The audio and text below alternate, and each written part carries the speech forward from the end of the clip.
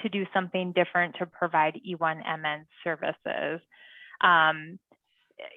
No, I think this session is really going to highlight what you need to do to become a VRS or SSB provider. So if you're already a provider, if you already have a professional and technical contract, this session will be focused on talking about what you need to do. So you know, it's up to you if you want to stick around. But in terms of doing something differently, no, it's not different. It's providing job search services. What will be different is that E1 PBA, which will be that slightly higher rate than the general PBA.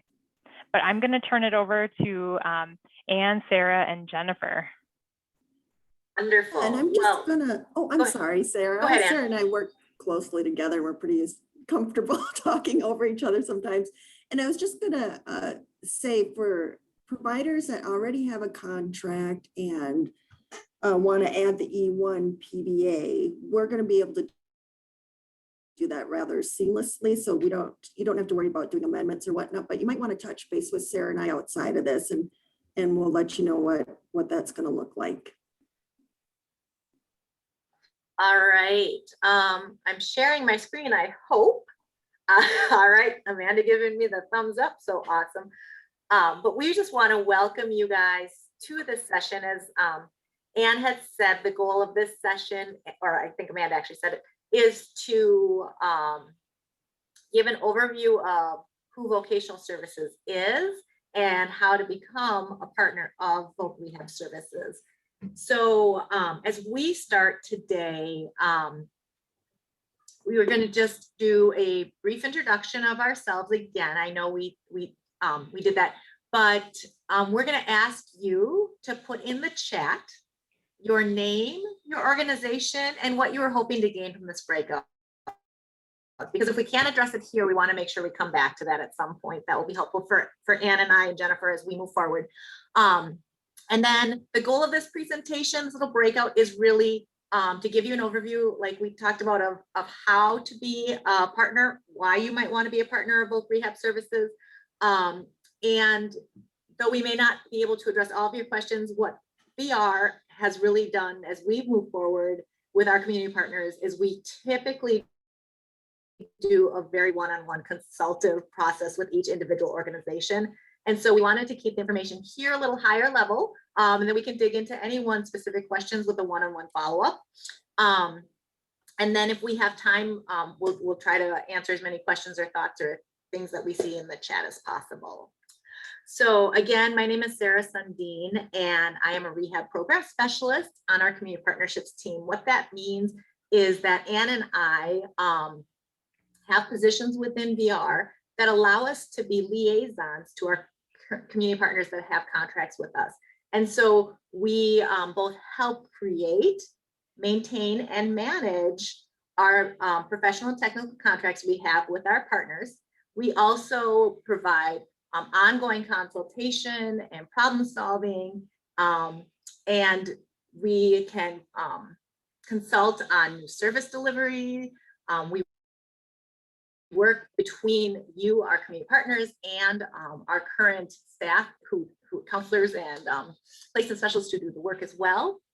And Anne and I each have like a portfolio, so we cover the whole state of Minnesota. So Anne, do you want to introduce yourself, and then Jennifer? Yes, so my name is Ann Paulson. I am Sarah's counterpart, program specialist. We act as a liaison between our partners and our field staff. Just like Sarah said, we are here to provide support to our partners and our field staff. In particular, for today, the application and contracting process, setting up services, questions and concerns as they arise. That can come in all kinds of forms. Sarah and I both pre-COVID were working out of downtown St. Paul, and like many people, most people are working remotely yet. I still am downtown St. Paul. And we're very excited. This is probably one of the favorite parts of the job, is talking to potential partners and looking at how we can best support you in setting up a contract. So I'm pretty excited to be here today. And I think I think that's it. Oh, I serve the metro and the northern part of the state. I should say that. Sarah came into this position about a year ago, thank goodness. And Sarah knows how much I appreciate her. This position, when I started it quite a while ago, we had about 60 providers. Right now we have 130 to 150 providers statewide at any given time. That's part of that LUV cycle that we're talking about, the limited use vendor, their shorter contracts and different amount. And I'll go into that a little bit more later. We are adding 2 new positions, so we'll have even more manpower to help support our new partner. So that's really exciting. And with that, I'll let Jennifer introduce herself. Sure. I'm Jennifer Byelke from State Services for the Blind. I've been at SSB 20 years. I am the contract manager there. We are small enough that I am the only person there that manages the contracts. So it's just me, myself, and I. If I pretty much am the only person, so I'm happy to talk to any potential vendors. If you have questions, and call, you'll get me. I cover the entire state. So I'm not sure what else I can tell you. I also cover many other hats because, again, we're much smaller than Rehab Services, our sister agency. But I'm happy to help and answer any of the questions that you have.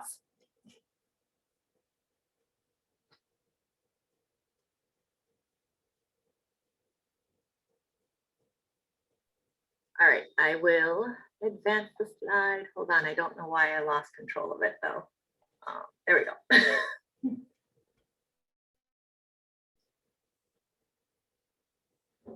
There you go, Anne. All right. So an overview, once again, a brief overview. Vocational rehabilitation services, our focus is competitive integrated employment, and to provide services, you have to have a contract in place with VRS, and you're going to work with a community partner program specialist who will be a liaison for you. And that right now is either Sarah or myself. There are 2 distinct processes we really want to talk about, and it's just because it's easier to break them down. And the first one is the application process, and then we'll be talking about the actual contracting process. So the application process is really, it's interesting. We all know that 2020 was a very wild year. Over the last, I would say 3 to 4 months, we've really been focusing on a new partner application. And we've had a couple partners come to us in the meantime, and we've just been like, hey, can you just hold off for a week or 2 because this new application is going to be simpler. So, yay for you to have that available. One thing that Sarah and I really like to do, and is I believe as helpful as possible, is to schedule a meeting with us, one of us, or sometimes both of us, face to face with your organization or a particular person that would take responsibility for the contract, to really look at who vocational rehabilitation services is. We are available statewide. We have different offices throughout the state, and we can do some introductions to some local VR offices if that relationship hasn't been developed yet. So Sarah and I can walk you through the application. I'm going to be honest, it's a lot of forms. It's a lot of state of Minnesota forms, things that we have to do for contracts under the big umbrella of the state of Minnesota. But once we sit down with you individually, we really look over what the services are, what they mean. Some of the terminology that we use versus what DHS will use can be different, but we're saying the same thing. So we try to kind of piece that apart for everybody. The application will be reviewed at this time. Sarah and I review the applications and approve them. So it's not a substantial process generally. Some people ask if there's a cost to it. There is no cost to it. Once we're approved, we will start, once again, we'll look at developing the actual contract. So our hope and our goal is by the time we get to the contract, there's a mutual understanding of services, just knowing that we're going to help you grow into that. And that's understandable that it takes some time. And the simplified application, I'm seeing questions and I get distracted very easily. It is available. I think it might have gone live today, or it might be within the next week or two, probably within the next day or two. Once we're like, okay, we got this, we understand who you are, you understand better who we are, we'll start working on the actual contract. We always say consult at any time. I saw somebody in the chat said, hey, we submitted our application, who's working on it, and where's that at? Feel free to reach out to Sarah and I. We try to be as responsive as we can. We try to not overpromise, but work is hard on that. But we do not mind you saying, hey, I met with you, or we talked about this, where are things at? Because we do have, like all of us, we just have a lot of work we're doing. So we want to be as responsive as possible. Reach out to one of us at any time. And then next we'll talk about the actual contract. Yeah, before we move on to that, Anne, I think I would just add that our partner application, because we have made some tweaks and changes to it. I think it's going through an accessibility review at this time. So I don't think it's posted live yet, because we want to make sure that it meets that, but it will get posted very soon. And when it does, I know that an announcement will go out about that. As far as getting that posted. So as Anne said, we like to try to distinguish the two different processes, the application process versus the PT contract process. And the application process, like Anne said, has a lot of kind of paperwork and forms, but it's also very consultative. It is just, we might be going back and forth a couple of times just to clarify and make sure that, we have all the information and we understand who your organization is, what your areas of expertise are, what kind of experience you have. And then once we have everything that we need to process an application, then we move on to the professional technical contract. And again, it's our community partnerships team, Ann and I, and who actually draft and write those professional contracts.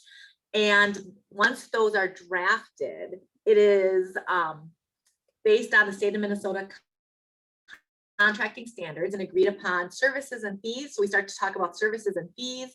And then that contract goes through our first official approval. So once that is approved, then it is sent back to you, the potential partner, for signature. So you have looked at what that contract is going to look like, and you sign off that you agree to that.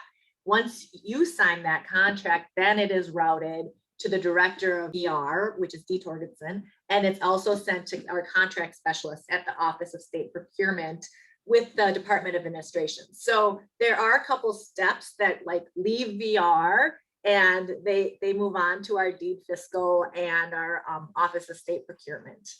But once all three signatures are there, so it would be the partner's signature, VR director's signature, and Office of State Procurement, that's when we would send an email that says your contract is fully executed. And that would give the okay for our internal VR staff to use a vendor. So it sounds complicated. Sometimes when we try to break it down, it sounds complicated. But again, the beauty of it is Ann and I are available to do consultations and to support you anywhere through the process. And again, Ann and I are also really open to partners checking in and saying, hey, wondering where this is at. And we can usually tell you where it is in the steps, whether it's sitting with us or it's sitting, or if it's sitting with the fiscal. But we are definitely open to kind of understanding where things are at. We did an amendment process this fall, and we had 75 to process. And so we just tried our best to keep people informed, but it really helped when people reached out and asked us.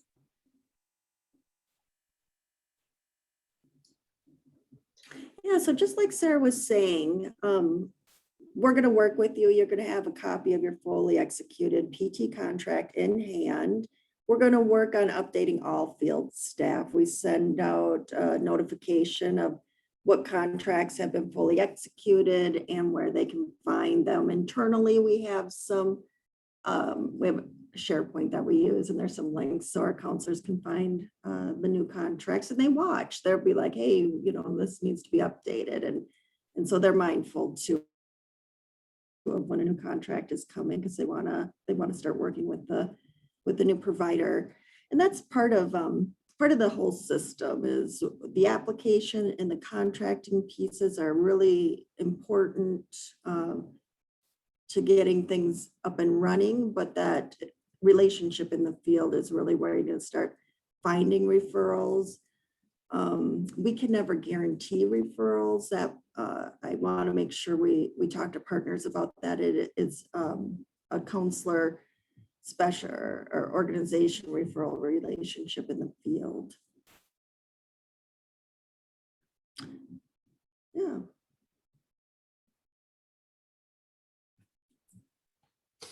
Okay, this is Jennifer. A quick overview of SSB again. I mentioned this already, that SSB its PBA, that we did not specifically do a separate or a special E1 PBA like VRS. We have the one PBA with the two rates, the one blind and low vision at 8,000, and then the deaf for the rate for deaf blind consumers at 14,000. The one thing that I would like to mention is that SSB can use VRS contracts. In our state rule, it allows us to use other state contracts. So I would, although that, you can contract, as providers, you can contract directly with SSB. However, the contracting process, it's not fun, as Ann said. It's a lot of paperwork, and it's a pain in the rear. But being that the majority of customers are going to be VRS customers, the incidence of blindness is relatively low compared to, blindness, low vision, and deaf blindness compared to other customers, all other disabilities. So the bulk of customers most likely will be, VRS customers. So if you had, there's nothing that says you can't have a contract directly with both agencies, because you can. But if you want to start with one agency, I would suggest you start with rehab services. And because SSB can use, if you only have one contract with rehab services, SSB can use that contract.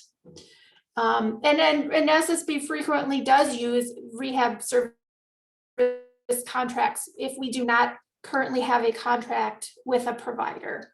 And we do that frequently, especially in Greater Minnesota when we don't have very many providers. So that's important for you to know, so that no, you do not need to have contracts with both agencies. So if you have a contract with rehab services, SSB can use that.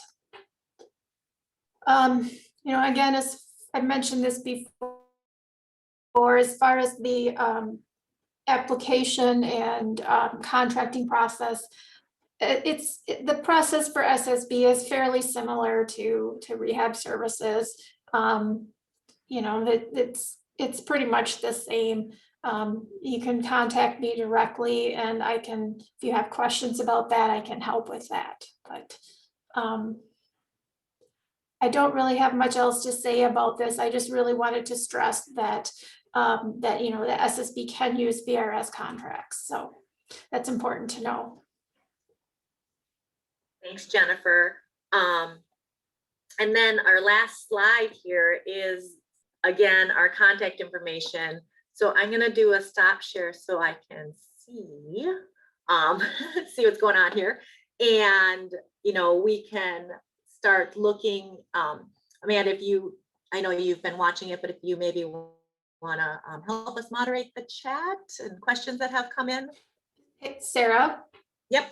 maybe I should quickly mention that it does not work the other way, that VRS cannot use SSB's contracts. Thanks, Jennifer. That's good too. Okay, we've gotten a lot of chats and I think there's been questions sprinkled in there. So I just want to, I want to just highlight the first question that's come up is the question about, do I have to become a dual provider? And the answer is no. Really what we're here today is to talk about the benefits, why you might consider, give you the information that you need to think about it. At the end of the day though, it is up to you and your organization to determine, does it make sense for us to develop a contract with VRS and SSB? Earlier in our larger group, we tried to highlight how the waiver and VRS and SSB are going to be working together as of July 1st with the change in the interim guidance that really calls on VRS and SSB as the primary payer of job search services. And so, you know, in terms of being able to continue to provide job search services, if the person is on a waiver and they want job search, they will have to work with a provider who has a PT contract with VRS and SSB. So we're not requiring that you do that, but we really are encouraging it because we know oftentimes that people tend to want to stay with their provider to receive that continuum of services. And so that's why we would strongly encourage you, but it's not required. So we've got a question here. Can the contact information page be shared again? Yes, we'll put that in the chat. There was a question, Anne or Sarah, if you could address about how the E1, if it was from someone who already has a contract and how that'll work with the new E1 PBA. Sure. If people already have a VR contract with us, if you look at your contract and you have a PBA with us, there's a hyperlink that links to defining what PBA means. And so that hyperlink is going to get updated with both the general PBA and E1 PBA. And so you already have PBA on your contract. The hyperlink will show you the details of what the PBAs mean and how they get paid. And so that does not have to be changed on your contract if you already engage in a PBA. You'll just, we will be updating our back end side. And so your contract will do either, as long as you meet the definition of an E1 PBA.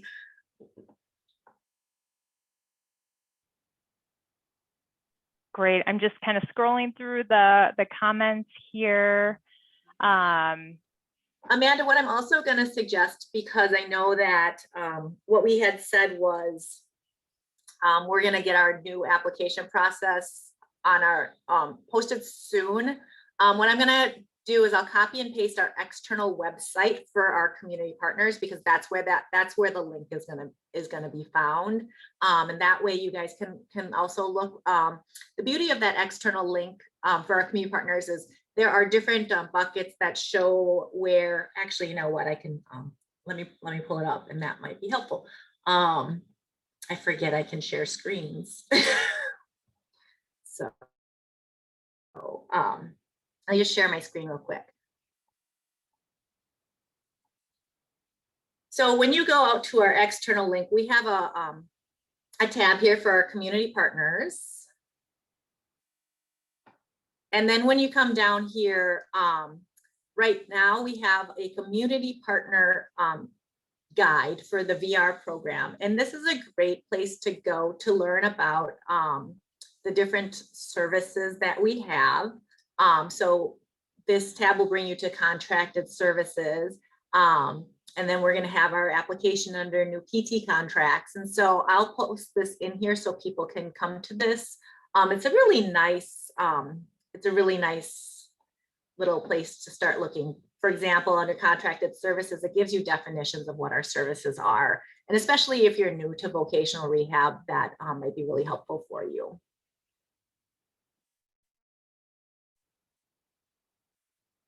I just put in the chat, a lot of you introduced yourself and a lot of you just wanted information about VRS and SSB. So I hope that we've been able to address some of that. If you still have lingering questions or I've missed it in the chat, please feel free to put it in the chat or go ahead and unmute. We've got about 10 minutes left, so we've got time for a few more direct questions if you still haven't gotten your questions answered.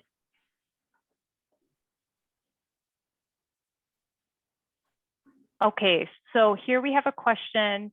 Has there been any discussion about lifting the CARF requirement to become a VRS contracted provider? And I can take this, Ann and Sarah, if you'd like. So I think there are two different ways that you can become a provider with VRS. So you can develop and become a provider with us and not be CARF accredited. So that would be the limited use vendor.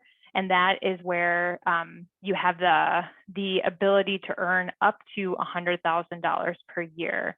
Right now, we are going to, for VRS, it's a little different, as Jennifer highlighted for SSB. We are not lifting that CARF requirement. That will stay in place. But we feel that last year when we increased the LUV limit to earn up to $100,000, that would be a real benefit, that people could become a provider, dip your toe in the water, and just see how that goes. And so that was really ahead of this work to encourage more providers. Ultimately, if you want to do more business, then you would need to seek out that CARF accreditation. Jennifer, I'm not 100% sure on this answer, but I'm seeing a question from Scott saying, if a provider with a VRS contract to provide services to SSB, what rates are utilized? I believe if you're contracting with, if you're using the VR contract, you're using VR rates. Is that how it works, Jennifer, with SSB? If there is only a VR contract, you know, so if there is only a VR contract, then we would use the VR rates. So if there is a VR contract and if the provider has a VR contract and an SSB contract, then we would use the SSB contract. But if there is only a VR contract, then we will use the VR contract. Thank you. Sarah and Ann, we've got a question about the link that I put in. They did not see the link to the application. I'm wondering if one of you could quickly add that in. It's because the application is not posted yet. So we're finishing the accessibility piece of the application. So that's why I suggested we put that link there so you can go, start to look at our services, and then the application will open soon. Thank you.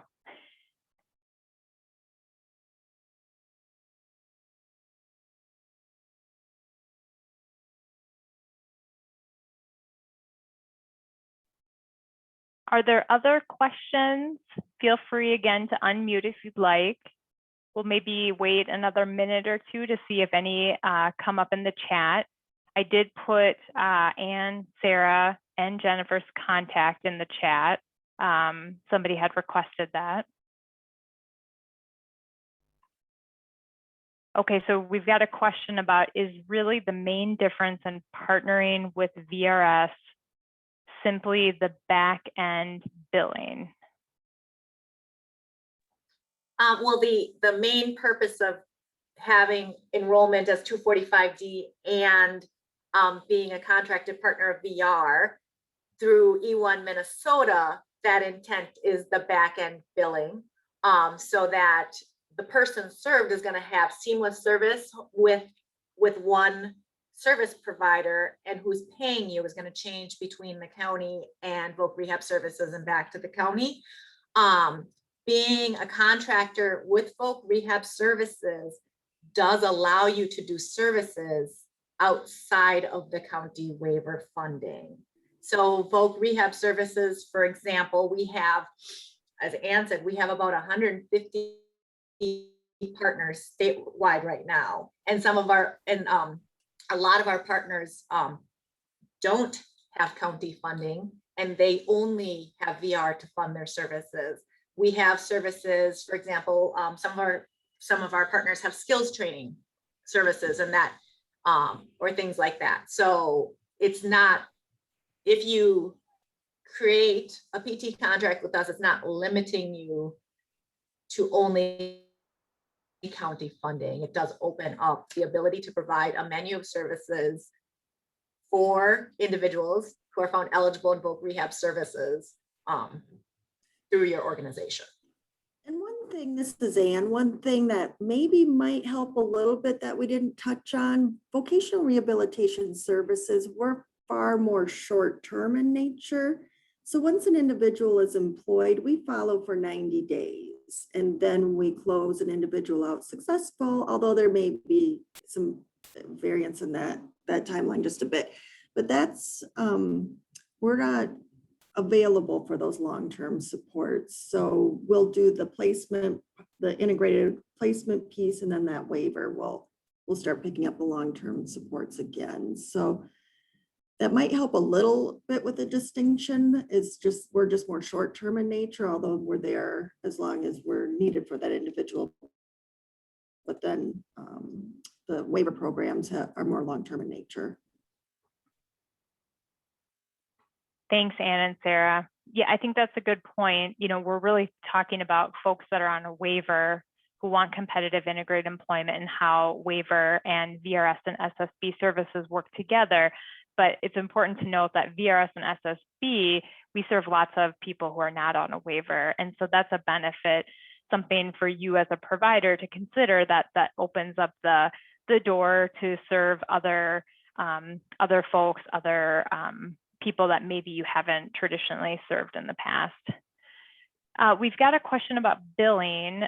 Once a milestone has been reached and we submit to the counselor, is payment authorized then auto paid through VRS, or we get an authorization, then we have to submit for payment elsewhere? So I think it's, Sure. I think that, yeah. You know, I think just in generally speaking, you know, how our performance-based outcomes work is they have specific milestones that are hit. And what happens is, one, we make a referral, so that agreement, it's an invitation to placement. And so all the right parties are at the table. So we would have the county case manager, the voc rehab counselor, the placement specialist, and obviously the job seeker would come together and create what's called a placement plan. So that's the agreement and the type of job that person is looking for, the location, the hours, other transportation, other factors or things to keep in mind. And so that placement plan, for example, is the first trigger. And so once that plan is completed, then that milestone payment is made. And the way that VR operates is we create an authorization to pay for that service. And then you, the community partner, invoice and send whatever paperwork trigger. For example, that first one is the placement plan. That's the placement plan services that report with the invoice to receive the first payment. And so each milestone has a dollar amount attached to it. And so, and each milestone has a slightly different piece of paperwork attached to that, but it requires an invoice and that reporting piece requirement. And then VR will submit that. Thanks, Sarah. I know we've got a couple questions here in the chat, but we're at time. And so what I would recommend, you know, especially as we start, you know, I think the questions really are starting to get into the nitty gritty of, you know, how the PBA works, which it is a milestone outcome based payment. It's not hourly or 15-minute increment, which I know is different than how the waiver pays. But some of those nitty gritties on who do you submit the payment to, you know, how does that work? Those are all things that you know, certainly follow up with us and we can talk more with you about how payment works, how a PBA works, as well as some of the other services that we have on contracts, and we can talk about that. But unfortunately, we're just out of time today. So want to thank everyone for attending. I know we didn't get to all the questions, but certainly follow up with Anne, with Sarah, with Jennifer. You can reach out to myself as well, and we can dig into, I'm seeing another one around customized employment, some of those kind of nitty-gritty details, you know, when you reach out to us directly. So Yeah, thank you so Amanda. much. I was just go gonna ahead. say, I would just add one last thing. I would really encourage people, one, feel free to reach out to us. Two, go to the external website and look at the service definitions.